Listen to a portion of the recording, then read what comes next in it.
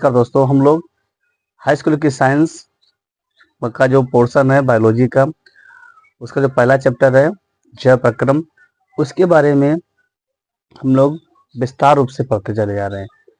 यदि आपको high school की साइंस का बस विद्यालय नहीं जा पाते हैं या विषय को समझने में कठिनाई होती है, तो हम आपके साथ आपको हाई स्कूल की विज्ञान का एक प्रॉपर तरीके से अध्ययन करा रहे हैं, जिसको करने के लिए आप हमारे साथ जुड़ सकते हैं।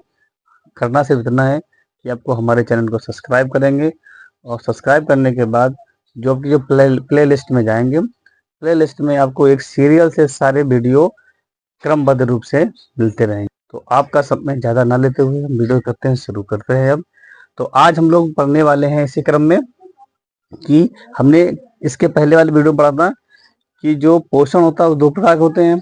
एक जो जंतु होते हैं वो दो प्रकार के होते हैं, एक कोशिकीय जंतु और बहुकोशिकीय जंतु। जो एक कोशिकीय जंतु होते हैं उनमें पोषण किस प्रकार होता है हम इसके पहले वाले वीडियो में देख चुके हैं, समझ चुके हैं। आज हम पढ़ेंगे जो बहुकोशिकीय जीव होते हैं, बहुकोशिकीय जीवों में जो पोषण होता है वो किस प्रकार होता है, इसके बारे में आज की वीडियो में डिस्कस करने वाले हैं।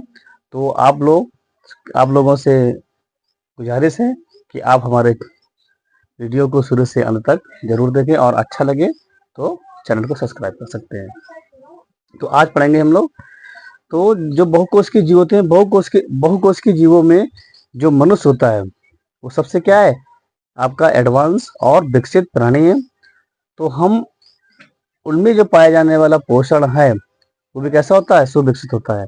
तो आज हम पढ़ेंगे जो मनुष्य होता है, मनुष्यों में पोषण किस प्रकार, पोषण क्या पढ़ेंगे हम लोग, मनुष्य में पोषण, क्योंकि बहुकोशिकीय जीव होता है और इसमें एडवांस तरह का पोषण पाया जाता है, ठीक है, सुविकसित रूप से। तो हम जानते हैं कि मनुष्य कैसा है, एक सर्वाहारी प्राणी है। मनुष्य कैसा है आपका, एक सर्वाहारी। सर्वाहारी का मतलब वो सभी प्रकार के भोजन को ग्रहण करता है। तो मनुष्य कैसा है, सर्वाहारी प्राणी है। जब सर्वाहारी प्राणी है तो इसमें जो पोषण करने के लिए इसमें सुव्यवस्थित, सुसंगठित या सुव्यवस्थित क्या होता है, एक पाचन तंत्र पाया जाता है। कैसा होता है इसमें, सुव्यवस्थित पाचन तंत्र, सुव्यवस्थित पाचन तंत्र, पाचन तंत्र पाया जाता है। तंत्र के दो प्रमुख भाग होते हैं। क्या होते हैं इसके, दो प्रमुख भाग होते हैं, ठीक है, दो भाग होते हैं। कौन कौन से, नंबर एक का आहार नाल मतलब एलिमेंट्री कैनाल, दूसरा होता है आपका पाचन ग्रंथियां यानी कि डाइजेस्टिव ग्लैंड। अब आहार नाल क्या होता है इसको समझते हैं। नाम से बोल रहा है आहार नाल। आहार माने भोजन, नाल माने नली, यानी कि ऐसी नली जिसमें क्या होता है, भोजन जिसके अंदर पाया जाता है। तो इस नली को क्या बोलते हैं हम, आहार नाल। क्या बोलेंगे इसको, आहार मतलब भोजन, नाल मतलब नली, यानी कि ऐसी नली जिसमें क्या होता है, जिसके अंदर क्या होता है, भोजन पाया जाता है। तो इस नली को क्या बोलते हैं हम, आहार नाल कहते हैं। आहार नाल की लंबाई लगभग 8 मीटर इसकी लंबाई होती है। लंबाई कितनी होती है इसकी, 8 मीटर। आहार नाल की लंबाई लगभग 8 मीटर होती है। और जो इसका विस्तार होता है, क्या इसका जो विस्तार है, यानी कहां से कहां तक पाया जाएगा, ये पाया जाएगा आपका मुख से लेकर के गुदा द्वार तक। इसके प्रमुख भाग जैसे आपका मुख हो गया या मुख गुहा हो गई, मुख गुहा, इसके बाद खाद्य नली, आमाशय, आमाशय, इसके बाद छोटी आंत, छोटी आंत हो गई, बड़ी आंत, बड़ी आंत, ठीक है। इसके बाद गुदा और गुदा द्वार। पाचन तंत्र होता है, पाचन तंत्र के दो प्रमुख भाग होते हैं। कौन कौन से, आहार नाल और दूसरा होता है आपका ग्रंथियां। कौन, पाचन ग्रंथियां, पाचन ग्रंथियां, ठीक है। एलिमेंट्री कैनाल, एलिमेंट्री कैनाल और डाइजेस्टिव ग्लैंड, डाइजेस्टिव ग्लैंड। ठीक है, इसके दो प्रमुख। आहार नाल की लंबाई लगभग कितनी होती है? इसकी जो लंबाई होती है लगभग 8 मीटर, 8 मीटर ये इसकी लंबाई होती है। इसका जो शुरुआत होता है, इसका जो विस्तार होता है, इसका जो विस्तार होता है वो होता है आपका मुख से कहाँ तक? गुदा द्वार तक। इसका जो विस्तार होता है कहाँ होता है? मुख से होता है और गुदा द्वार तक होता है। इस आहार नाल के कई सारे भाग होते हैं, कई सारे भाग होते हैं। कौन कौन से? जैसे आपका मुख हो गया या मुख गुहा हो गई, मुख या मुख गुहा। ठीक है, इसके बाद होगा आपका खाद्य नाल, खाद्य नाल, खाद्य नाल। खाद्य नाल के बाद होता है आपका इसका आमाशय, आमाशय। आमाशय के बाद छोटी आंत, छोटी आंत, बड़ी आंत, बड़ी आंत। आमाशय, छोटी आंत, बड़ी आंत, गुदा और गुदा द्वार। ये क्या होते हैं? आमाशय के कुछ भाग होते हैं। तो आहार नाल क्या हुआ आपका? आहार नाल का विस्तार, लंबाई कितनी होती है? लगभग 8 मीटर। इसका विस्तार जो होता है यानी कहाँ से चालू होता है? ये मुख से चालू होती है और कहाँ तक ले जाती है? गुदा द्वार तक फैली रहती है। इसके कई सारे कुछ प्रमुख भाग होते हैं, जैसे मुख या मुख गुहा हो गई, खाद्य नाल हो गया, खाद्य नाल, आमाशय, छोटी आंत, बड़ी आंत, गुदा और गुदाद्वार। इसके कुछ प्रमुख भाग होते हैं। ठीक है, और इसका नाम क्या है? इसका जैसे आपका नाम किसका? आहार नाल। नाम से मालूम होता है कि इसमें क्या पाया जाएगा? आहार। आहार मतलब भोजन, भोजन की नली। क्या कहेंगे उसको? भोजन की नली, यानी कि ऐसी नली जिसके अंदर भोजन रहता है। तो आपको पता होना चाहिए कि मनुष्य में जो भोजन होता है, जब से वो अंतर ग्रहण करता है, अंतर ग्रहण से लेकर के जब तक वो शरीर के बाहर निकाल नहीं दिया जाता है, तब तक वो क्या रहता है? एक नली के अंदर रहता है। उस नली को वही बोलते हैं क्या हम? आहार नाल। यानी कि ऐसी नली जिसके अंदर भोजन हमारे शरीर के अंदर रहता है, जब तक हम उसको अंतर ग्रहण से लेकर के जब तक उसको शरीर से बाहर ना निकाल दिया जाए, तब तक कहाँ रहेगा? एक नली के अंदर पैक रहता है। उस नली को ही बोलते हैं क्या हम? आहार नाल, एलिमेंट्री कैनाल। इसके बाद आता है जो डाइजेस्टिव ग्लैंड होती हैं। ये क्या होती है? डाइजेस्टिव ग्लैंड आने के लिए कुछ ग्रंथियां होती हैं, जो क्या होती हैं?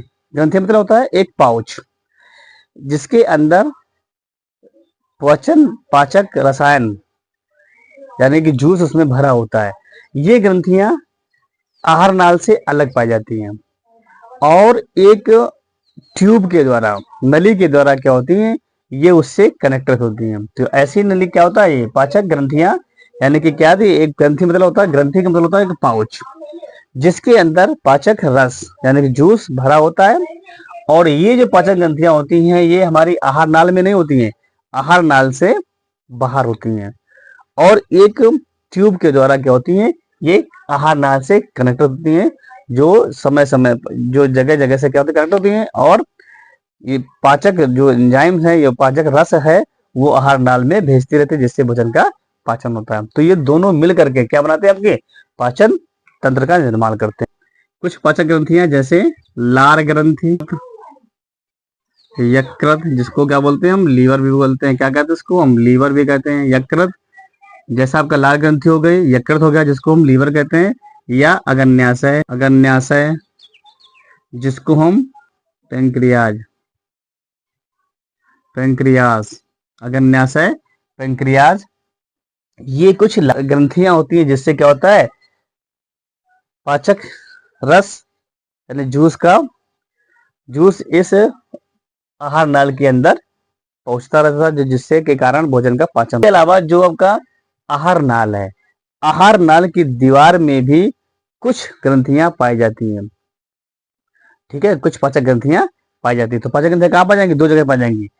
ये जो आहार नाल के बाहर कुछ ये प्रमुख ग्रंथियां हैं जो जूस का निर्माण करेंगी और आहार नाल तक पहुंचाएंगे। इसके अलावा कुछ ग्रंथियां उसके आहार नाल की दीवारों में भी पाई जाती हैं, जहां से भी क्या होता है? जूस का निर्माण और आपको पता होना चाहिए कि जो भोजन का पाचन होता है मनुष्य में भोजन का पाचन होता है वो कैसा होता है, बाह्य कोशिकी होता है। यानी कि मनुष्य में जो भोजन का पाचन है वो कहाँ होगा, कोशिका के बाहर होता है।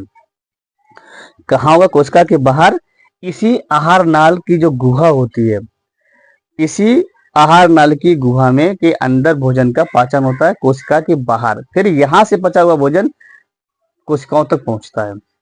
तो क्या होगा, मनुष्य में भोजन का जो पाचन होता है कैसा होता है, बाह्य कोशिकीय होता है। क्या होता है आपका, बाह्य कोशिकीय, जिसको हम क्या बोलते हैं, एक्स्ट्रा सेलुलर। यानी भोजन का जो पाचन होता है वो कहाँ होता है, बाह्य कोशिकीय होता है। और इस आहार नाल की गुहा के अंदर, गुहा का मतलब होता है गड्ढा, आहार नाल के जो गड्ढे के अंदर होता है जिसको बोलते हैं ल्यूमन। क्या बोलते हैं, ल्यूमेन। अब हम पढ़ते हैं आहार नाल की विशेषताएं। आहार नाल की विशेषताएं। आहार नाल क्या है, एक लंबा ट्यूब होता है, नली होती है। क्या होती है, एक लंबी नली होती है। लंबी नली के आकार की संरचना होती है जिसकी लंबाई अभी देखा लगभग कितनी होती है, 8 मीटर होती है। और ये ऐसा नहीं कि एक सीधी नली पाई जाती है। इस नली के अंदर यानी इस आहार नाल के अंदर कई सारे चैम्बर होते हैं। क्या होते हैं, इसके कई सारे साथ क्या होता है, चैम्बर होते हैं। चैम्बर मतलब जिसको हिंदी में बोलते हैं प्रकोष्ठ। प्रकोष्ठ क्या होते हैं, इसमें कई सारे प्रकोष्ठ मतलब चैम्बर होते हैं। चैम्बर को समझते हैं इस प्रकार, चैम्बर का मतलब होता है एक कमरा। जैसे कि हमारा घर होता है तो हमारे घर में कई सारे कमरे होते हैं। ठीक है, जैसे आपका किचन हो गया, बेडरूम हो गया, गेस्ट रूम हो गया, बरामदा हो गया। ठीक है, तो ऐसे ही इस आहार नाल में भी कई सारे चैम्बर होते हैं और इन चैम्बरों में क्या होता है, कार्य भी अलग अलग होता है। जैसे कि हमारे घर में हमने देखा कि कई सारे कमरे होते हैं। किचन में खाना बनाएंगे, गेस्ट रूम में गेस्ट को ठहराया जाएगा, बेडरूम में हम लोग सोते हैं। ठीक है, आपका बाथरूम हो गया। तो ऐसे ही इस जो चैम्बर होते हैं, इन चैम्बरों में आहार नाल के जो चैम्बर होते हैं, इन आहार नाल के चैम्बरों में भी क्या होता है, अलग अलग कार्य होता है। ठीक है, तो जो हमारा हमने भोजन ग्रहण किया उस भोजन में कई सारे अवयव होते हैं। जैसे आपका प्रोटीन हो गया, विटामिन हो गया, कार्बोहाइड्रेट हो गया, वसा हो गई। ठीक है, तो इन चैम्बरों में, अलग अलग चैम्बरों में इन अलग अलग भोजन के अवयवों का पाचन होता है। यानी कि अलग अलग कार्य, यानी कि किसी भी विशेष चैम्बर में विशेष प्रकार के जो खाद्य पदार्थ है उनका पाचन होता है। हम जानते हैं कि मनुष्य कैसा सर्वाहारी प्राणी, वो हर प्रकार का भोजन ग्रहण करता है। जो हर प्रकार का भोजन ग्रहण करता है तो भोजन के विभिन्न अवयवों का जो पीएच मान होता है वो अलग अलग होता है। तो अलग अलग चैम्बरों में पीएच मान अलग अलग होता है, जिसकी वजह से क्या होता है, भोजन के ये अलग अलग अवयव जो होता है अलग अलग चैम्बर में उनका पाचन होता है। फिर पाचन का उनका अवशोषण होता है और फिर उनका क्या होता है, उत्सर्जन होता है। तो इसके लिए क्या होते हैं, ये हमारे अनुकूलित होते हैं। तो आहार नाल में कई इस प्रकार के चैम्बर पाए जाते हैं। इसके अलावा तो आहार नाल की दीवार होती है जिसको हम भित्ति बोलते हैं। आहार नाल की दीवार यानी भित्ति कैसी होती है, पेशी होती है, यानी कि पेशियों की बनी होती है। और इन पेशियों में क्या होता है, इन पेशियों में संकुचन और शिथिलन क्रिया एक क्रमिक रूप से होती रहती है। यानी संकुचन और शिथिलन दोनों क्या होता है, सिकुड़ना और फैलने की क्रिया क्या होती है उसमें, एक क्रमिक रूप से यानी कि क्रम से चलती रहती है। यानी पहले सिकुड़ेगा, फिर फैलेगा, फिर सिकुड़ेगा, फिर फैलेगा। इस क्रिया को हम बोलते हैं क्रमानुकुंचन क्रिया। क्या वो इसको बोलते हैं, क्रमानुकुंचन क्रिया। इसी क्रमानुकुंचन क्रिया की वजह से ही क्या होता है, आहार नाल में जो भोजन है वो आगे जा पाता है। तो हमने क्या देखेंगे कि जो आहार नाल की दीवार है यानी भित्ति है, उन दीवारों पर क्या होता है, क्रमानुकुंचन क्रिया पाई जाती है। इसके अलावा क्या है, आहार नाल में जगह जगह पर कुछ क्या होते हैं, वर्तुल पेशियां भी पाई जाती हैं, जो क्या करती हैं, वाल्व की तरह काम करती हैं। क्या करती है, भोजन को रोकने का, अवरोध का काम करते हैं, यानी भोजन को रोकने का काम करते हैं, जिससे क्या होता है, भोजन हमारा तेजी से आगे ना बढ़ पाए। तो जगह जगह पर क्या पाई जाएंगी, कुछ वर्तुल पेशियां पाई जाएंगी जो वाल्व की तरह काम करती हैं। वाल्व का मतलब क्या होता है, जैसे दरवाजा होता है वो एक तरफ खुलता है जिससे हम लोग किसी भी चीज को कमरे के अंदर और बाहर ले जा सकते हैं। ऐसे ही इन जो चैम्बर होते हैं, प्रकोष्ठ होते हैं, उन प्रकोष्ठों में कुछ वर्तुल पेशियां होती हैं जो इसी वाल्व की तरह, यानी कि दरवाजे की तरह क्या करती है, काम करती हैं। ठीक है, जिससे क्या होता है, भोजन हमारा जब तक उसमें पाचन हो रहा होता है, ठीक है, तब जब तक किसी विशिष्ट अवयव का पाचन नहीं होता तब तक वो भोजन वहीं पर रुका रहता है, और जब उसका पाचन हो जाता है तभी क्या होता है, वो आगे वाल्व खुलता है और वो भोजन आगे बढ़ पाता है। तो भोजन को अवरोध करने के लिए, रोकने के लिए इसमें क्या होती है, कुछ वर्तुल पेशियां पाई जाती हैं, ठीक है, जिससे भोजन कुछ समय के लिए वहां पर रुका रहता है। इसके अलावा आहार नाल में म्यूकस पाया जाता है। क्या पाया जाता है? म्यूकस।